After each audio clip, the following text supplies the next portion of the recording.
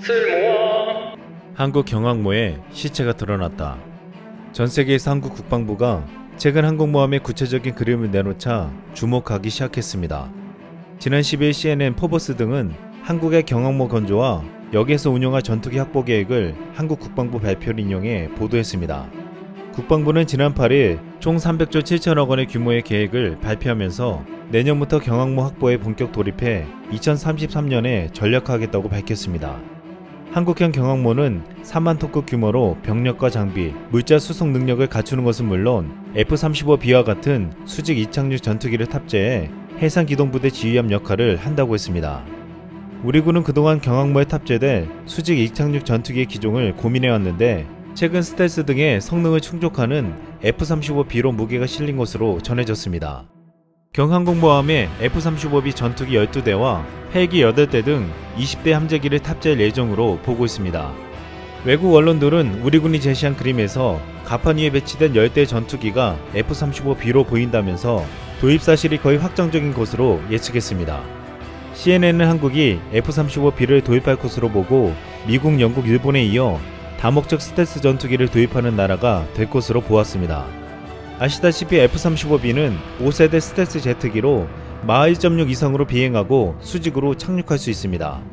또한 내부 무기실에 2개의 공대공 미사일과 2개의 1000파운드 유도 폭탄을 운반할 수 있어 큰 파괴력을 지니고 있는 것으로 알려져 있습니다. 우리 군은 경항모 건조 시기와 맞물려 F-35B 20대가량을 도입할 것으로 전망되고 있습니다. 외신들은 F-35B를 탑재한 한국의 경항모 건조 계획이 미국과 북한 간 핵 합의 실패와 북한의 미사일 시험 재개에 따른 긴장 속에서 나온 것이라는 점에서 더욱 주목된다고 전하기도 했습니다. 국방부는 군사적인 목적 외에도 해외에서 재해 재난 발생 시 재해국민 보호 및 해난사고 구조작전 지원 등 초국가 비군사적 위협에도 대응 가능한 다목적 군사기제 역할을 수행하게 될 것이라고 설명했습니다. 실제로 정부가 항모 도입 사업에 적극적으로 나선 이유는 북한과 주변국의 위협의 양상이 심화되고 있기 때문입니다. 북한은 신형 탄도미사일과 대구경 방사포를 개발해 실전에 배치하고 있고 중국과 일본은 항공모함을 두 척에서 4척씩 도입할 계획을 세우며 군사력 증강에 박차를 가하고 있습니다. 특히 일본의 항공모함 도입에 적극 대처해야 한다는 우리 군의 의지가 강력한 추진력으로 작용한 것으로 알려졌습니다. 일본의 해상자위대의 군사력은 한국 해군에 비해 압도적으로 실질적으로 미 해군 다음의 전력을 갖춘 것으로 평가받고 있습니다. 일본은 핵무기를 보유하고 있지 않음에도 글로벌 파이어 파워가 발표한 군사력 순위에서 지난해 세계 6위에서 올해도 한국을 제치고 전년 대비 한 단계 높아진 5위였습니다. 그 이유는 오로지 일본의 해군력 때문이었습니다. 일본의 해군력은 헬기 모함을 포함한 항공모함 부분에서 미국, 이탈리아, 프랑스에 이어 4위를 차지하고 4,000톤급 이상 구축함 부문에서는 미국에 이어 2위에 올랐습니다. 또한 일본은 앞으로 105대 F-35B 전투기를 추가 도입해 해상자위대 이즈모급 호위함 2척과 함께 운영할 계획입니다. 이렇게 되면 일본 해상자위대는 중국 해군보다 월등한 전력을 보유하게 됩니다. 한국은 일본에 없는 현무포라는 괴물 미사일과 막강한 육군 전력을 가지고 있지만 해군 전력에서는 현저히 밀리고 있습니다. 이 때문에 그동안 일본은 지속적으로 초계기 도발을 해오며 바다에서 전력 우위를 과시해왔습니다. 심지어 일본에서는 일본 해군과 한국 해군이 싸우면 30분 내에 한국 해군은 전멸한다고 큰소리치기도 했습니다. 이들이 예로 드는 것은 1982년 영국과 아르헨티나가 싸웠던 포클랜드 분쟁입니다. 당시 중남미에서 상당한 해군 강국이었던 아르헨티나는 세계 3위 해군력을 자랑하는 영국에 맞서 제대로 된 해전도 하지 못하고 영국 해군의 공격을 피해 다니다가 항복하고 말았습니다. 하지만 이 해전과 우리의 상황은 전혀 다르다고 보고 일본의 주장과 달리 우리 해군이 붙는다면 그들이 말하는 것 같이 전멸 가능성은 거의 없습니다. 한국 해군의 전력도 최근 20년간 급격한 발전과 성장을 거듭해왔습니다.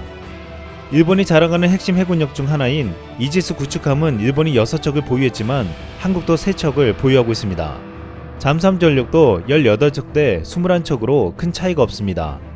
그럼에도 전체적으로 해군력이 일본에 비해 열세에 있다는 것은 사실이지만 현재 우리 해군도 만만치 않은 전력을 보강하고 있습니다. 최근 발표한 계획에서 한국의 경항모와 핵 잠수함을 만들고 300조 이상의 국방 예산을 투입하려 하는 것은 북한뿐만 아니라 일본과 중국의 위협 등에 대응하기 위해 해군 전력을 강화시키려고 하고 있는 것입니다. 최근 우리 관심이 동해와 독도를 향해 있는 동안 제주 남방에서 우리 바다에 대한 영향력은 점점 약해지고 있는 실정입니다. 여기서 오래전부터 문제가 되어온 7강구가 거론되어지고 있습니다. 1970년대 우리 정부는 제주 남쪽 바다로부터 대륙봉의 한계인 오키나와 해구까지를 7강구라 명칭하고 개발에 앞장섰습니다.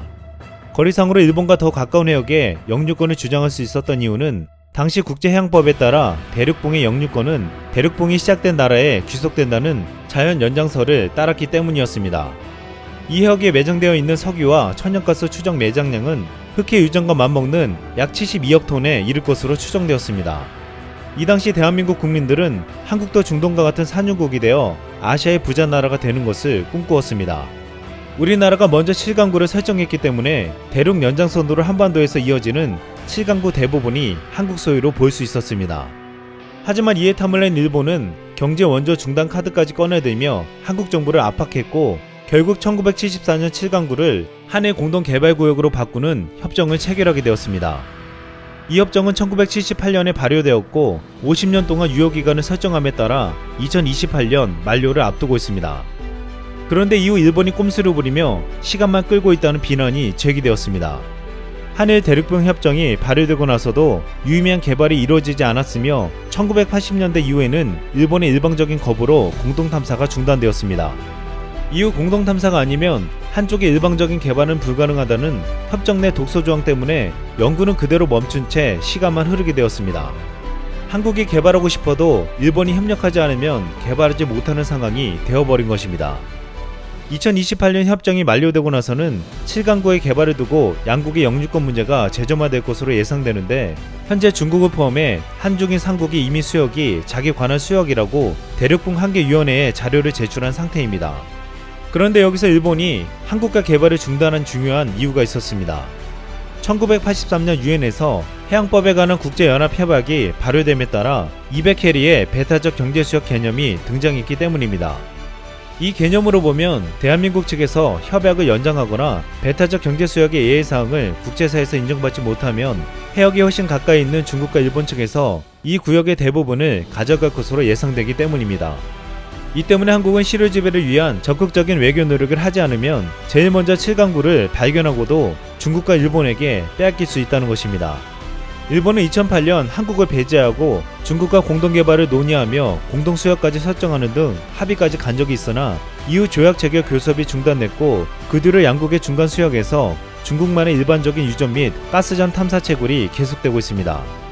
일각에서는 7강구를 두고 앞으로 한중일이 충돌하는 바다 삼국지가 벌어질 수도 있다고 우려하고 있습니다. 2001년에도 한국석유공사의 탐사선이 이 강구에서 탐사를 하다 중국 해군 함정의 경고와 방해로 배를 물린 일이 있었습니다. 중국은 이 지역에 자신들의 영해권을 주장하며 순실을 강화하고 유사시 무력을 행사해야 한다고 주장하기도 했습니다. 이처럼 일본과 중국이 자국 영토라고 주장하는 독도 2호더와 달리 7강구는 앞으로 엄청난 이권이 걸려있기 때문에 한중일 3국의 이해관계의 충돌은 차원이 다를 것으로 보고 있습니다. 우리 해군은 7강구를 둘러싼 한중일 3국 갈등이 심해질 경우 해양 영토 분쟁 위험까지 있다고 보고 있습니다. 그런데 한국의 항공모함과 핵추진 잠수함 도입에 반대하는 이들이 주장하는 말이 있습니다. 한국은 먼 바다까지 해군 함정을 보낼 필요가 없고 주변 국가의 분쟁이 있더라도 미군의 항공모함 지원을 받을 수 있다는 것이었습니다. 하지만 최근 방위비 협상과 미국의 전략을 보면 미군에 더 이상 기댈 수가 없고 중국에 이어 일본도 항공모함을 적극적으로 추진하고 있기에 반대론자들의 주장은 설득력을 잃고 있습니다. 또한 앞으로 항공모함은 동해의 독도 수호뿐만 아니라 앞으로 7강구라는 잠재적 분쟁 수역을 해결하기 위해 반드시 필요하다는 것입니다. 우리 해군은 지금 큰 그림을 그리고 있습니다. 항공모함과 핵추진 잠수함을 만들고 세종대왕급 이지스함이 6척, 고성능 방공 대잠 구축함인 KDDX 6척, 충무공 이순신급 구축함이 6척으로 항공모함 전단을 만드는 것입니다. 이순신 장군은 과거 바다에서 무적의 해군력으로 우리나라를 지켰습니다. 이제 충무공의 후예인 대한민국 해군은 앞으로 바다에서 다시 한번 놀라운 위력을 발휘할 예정입니다. 이상 쓸멍이었습니다.